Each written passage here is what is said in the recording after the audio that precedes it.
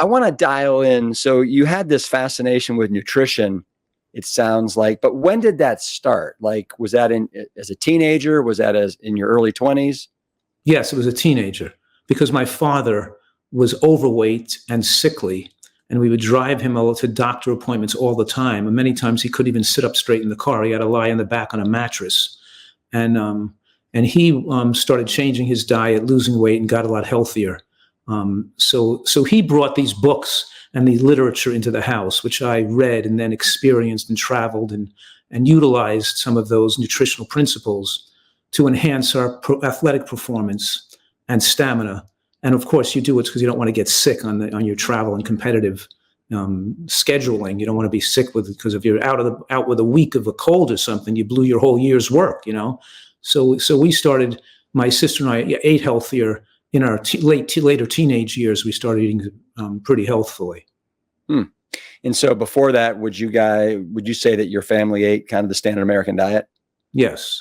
I ate, chicken, tuna fish casseroles and macaroni and cheese and lamb, all the stuff up till I was a teenager. Right. Okay. So, so you went to medical school and you knew going in there exactly what you wanted coming out. Was it frustrating for you going through medical school and what you were learning? Because there's not much of an emphasis, I would assume, especially when you went to medical school, on any kind of nutrition. I really enjoyed medical school. Number one, it was a lot easier than my skating career because trying to go to high school and college while you're still skating and training 6 hours a day and skating all night long, it's much harder to juggle everything. When I went to medical school, I only had to worry about medical school. Sure, I could go exercise for a half an hour a day or something, but you didn't have to have all that stress on you. I could just and I made friends there, and even friends with the professors and the teachers. They were quite nice people, and they were all interested in what I had to say about nutrition.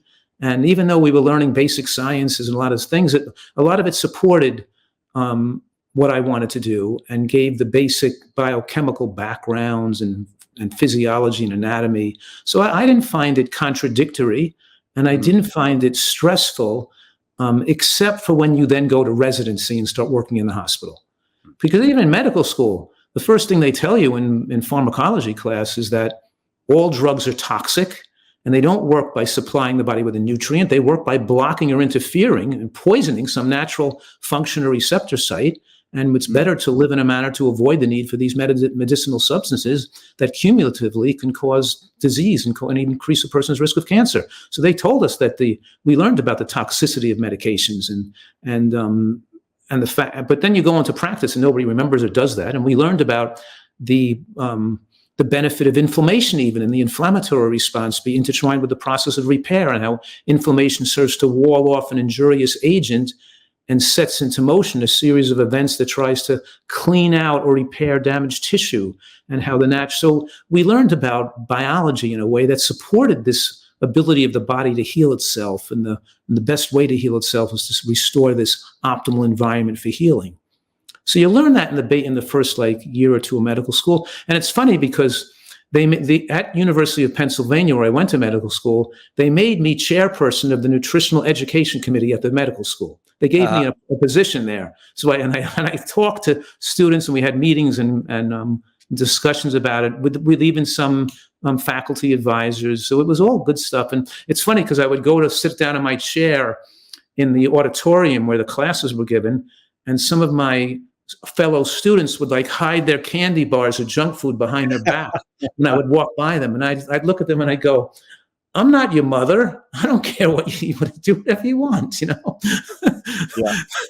But then they would say to me, "You've had a big effect on my life." And so I enjoyed medical school. I made a lot of friends there.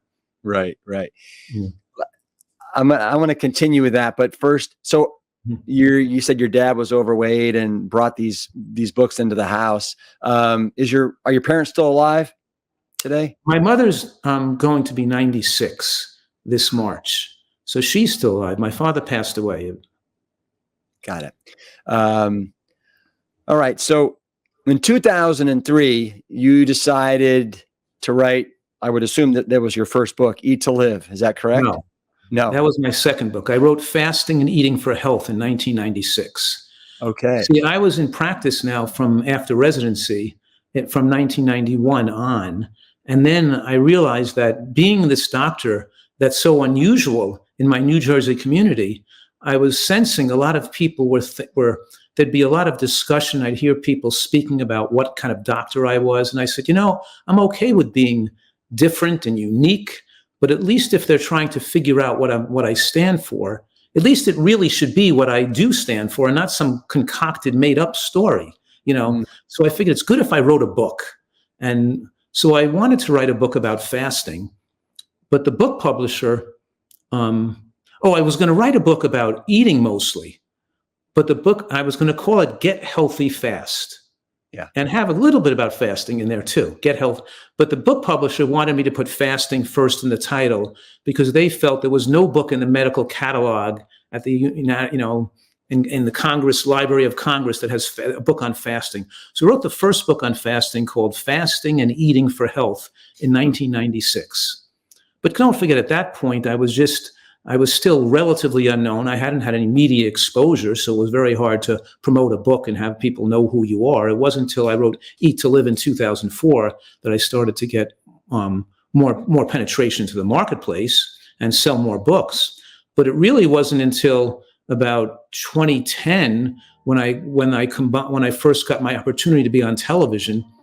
And also, not only had my own show on PBS, but I also was on the Dr. Oz show that year. And then I started to have a lot more people be aware of my work.